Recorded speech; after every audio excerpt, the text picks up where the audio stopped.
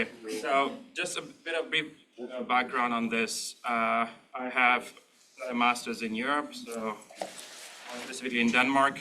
I've spent quite a lot of time with indigenous communities in Greenland, especially Inuit people, kind of understanding digital heritage and digitizing of heritage, the need of it.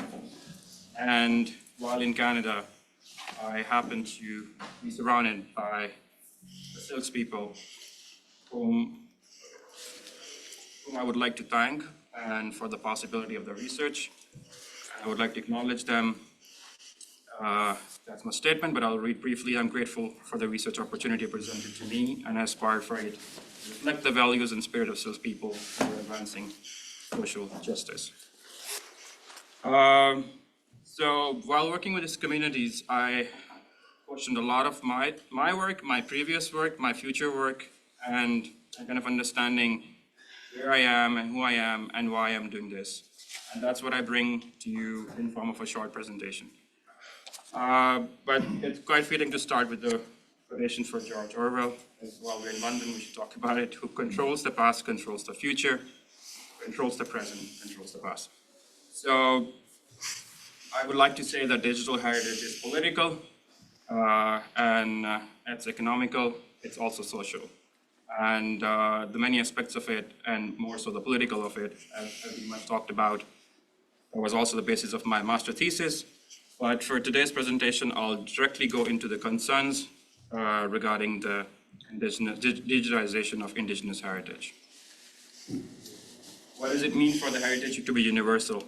That's the question I found from my master thesis, actually. And I was asking myself that organizations such as UNESCO and other cultural organizations around the world, they keep talking about heritage should be universal and for everyone. And then there are certain terms that you'll go, if you see some digital heritage websites or organization, you will see, quote unquote, saving cultural heritage, collective, shared, ours, and a lot of these words on their website as in their mission statement. And the question is that how do different organizations explore this concept and what fundamental challenges lie within such a thought process? Much of these ideas are also based on post-colonial studies, trying to understand my positionality originally from Lahore, from Pakistan. I mostly studied abroad. I had interaction with all the people while understanding what it means to come from a country that was formerly colonized.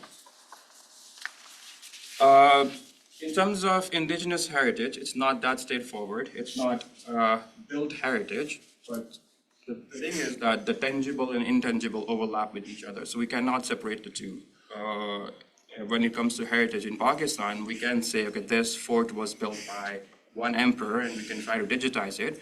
But in terms of indigenous heritage, these are well connected. So the songs and traditions and the rituals and the dances and the rhythms, stories, and other biocultural elements, they are very much linked with the built heritage as much as it's linked with any other form. So that's why it's the first concern is that you cannot separate these two. So if you are digitizing in some sort, you have to acknowledge that traditions are also part of the landscape.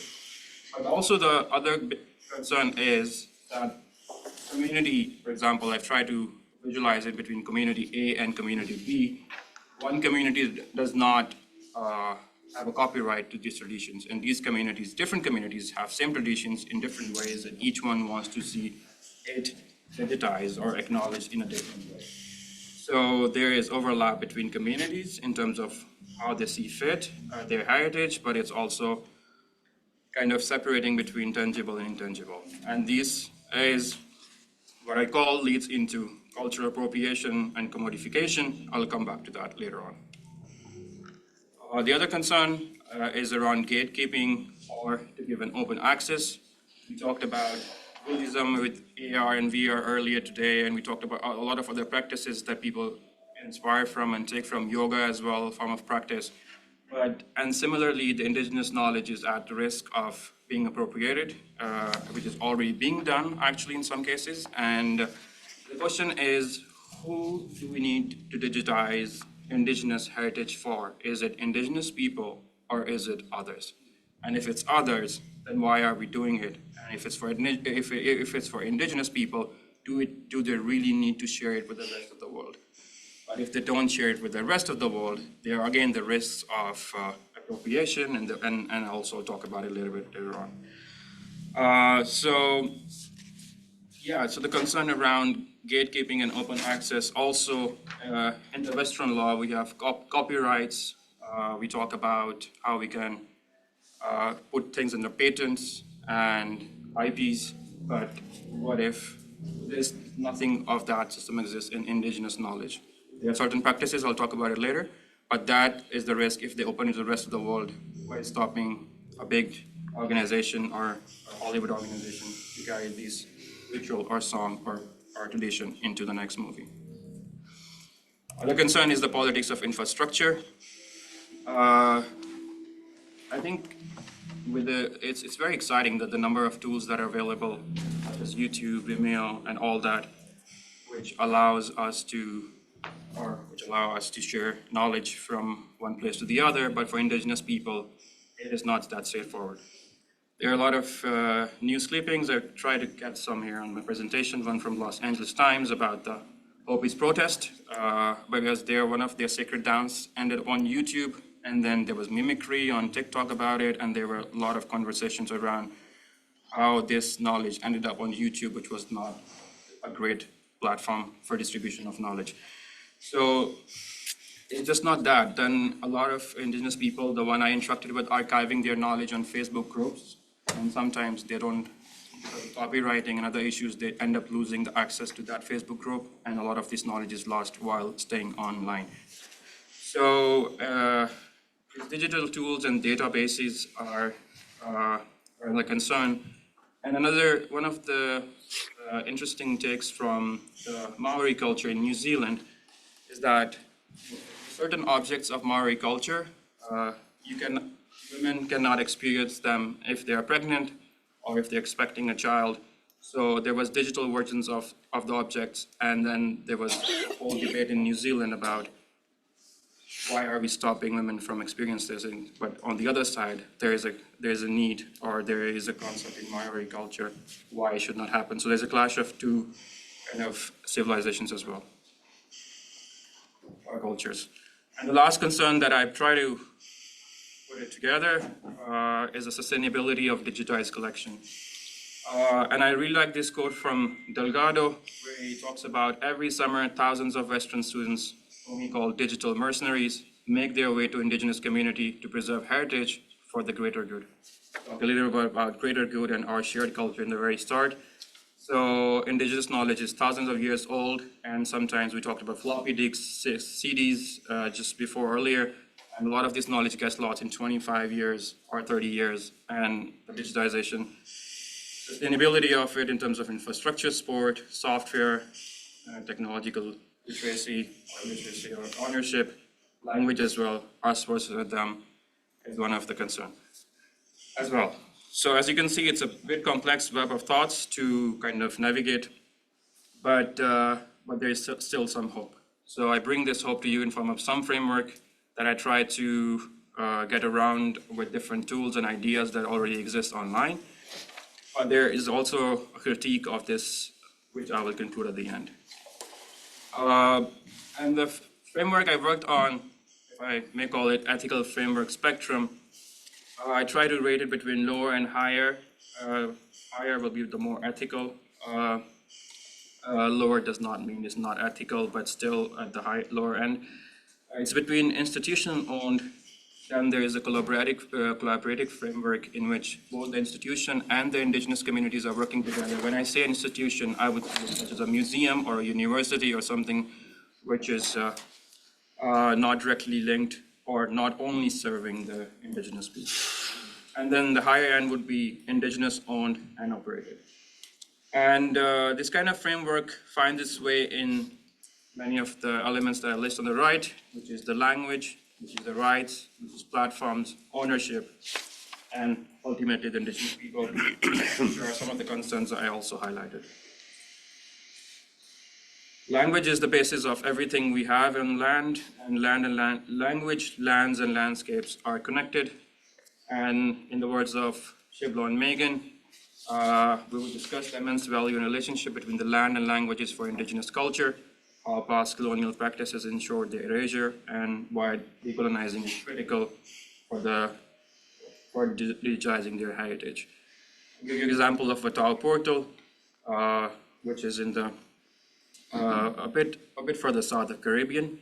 It's a French farmer or present French territory actually, but a lot of work that Watao community does is in their own local language, which is done for the community itself. That's one way of having an information. You might say that as non-Watao community, you would not be able to know this knowledge, but it's not for you, it's for their own community. So language is the main source. Then in Canada, there is interesting concept around Indigenous rights, which is called the local context. They are kind of copyrights, but not really copyrights because copyrights are more monetized, but these are more advisory. So local context notices allow institutions and researchers to engage, acknowledge, and make visible Indigenous interest in collections, information, and data. Community may then choose how and when to add their labels. So a lot of the digitized collection that you see online, especially in Canada and also in States now, you would see much of these labels with each of the work, which allows that if it's, for example, here is belonging or safety, if it's safe to see for certain kind of people or not, or viewership who can see it, or leave undistributed. So a lot of these angles and certain biocultural elements are now discussed, but still it's an advisory. It's much not followed in the rest of the world, so it's still a risk of loss, but it's a start. But also the First Nations principles of OCAP in Canada, it's also protecting a lot of rights and knowledge of Indigenous people. There are some platforms who are now driven towards Indigenous need. One of them is from the Washington State University. It's called CMS. It's a database designed and driven for the Indigenous communities in the States. But it's surprisingly or interestingly, while in Kelowna in British Columbia, working with Silts people, they said that they do not trust US-based software, and they would very much like to find a local solution in which they can work. So even if one Indigenous community is okay with a platform, the other will not be okay. So it varies quite a lot in terms of use of how it could be. In Vancouver, we have a reciprocal research network that's working jointly with the Indigenous communities in British Columbia and also the other institutions. And this is only invite-based platform. So if you have a link or interest, or if you're allowed by the Indigenous community to take part in their portal, or you can access the materials more by getting access. So I think if you are to encourage a fairer system in which Indigenous digital heritage safeguarding is a paramount concern, a digital collection should encompass discourse around cultural appropriation, decolonization of existing collections, sustainability, digital literacy, misrepresentation, ownership, and control of the digital collection. Indigenous communities should get to decide what is best for them, and as non-Indigenous entities, we should respect their choices and strive for a more inclusive approach in which their voices center the development and pursuit of digitization. In the end, I would like to kind of leave you some thoughts, some of the frameworks that I work with. I have another presentation in one after this, where I'll talk about my PhD project. But I also have now, as I said, I'm reflecting on my past project with Indigenous communities in Greenland and now in Canada. I'm also trying to distance myself from some of the work I do because I feel that this work could be done by the Indigenous community, or at least I can be there to support them. So if anyone else who's interested in digitizing Indigenous heritage, I'm trying to work on a detailed framework of set of questions that you need to ask yourself before you start on this pursuit. And some of them are listed here, which starts with why, the motives, the needs, and the causes. Positionality, you need to understand who you are, your privileges, where you come from, and why are you the one working on this. There's a framework around post-colonial discourse and Indigenous knowledge. So it's trying to understand which sites you're choosing and which objects you're going to digitize and why, and how all that equation comes into mind here. The conversation around ownership and protection. Knowledge management, the kind of tools and the kind of technical grounding that there needs to be. Sustainability in terms of how long this project is going to last. Is it 20 years, 50 years, 100 years, and how are you seeing it? And what is the long-term sustainability of digitization? Especially independence. How can you make it non-political and non-governmental influence? And that's where you can then start thinking about working. And it's all of this which I hope to put pen down on the paper for the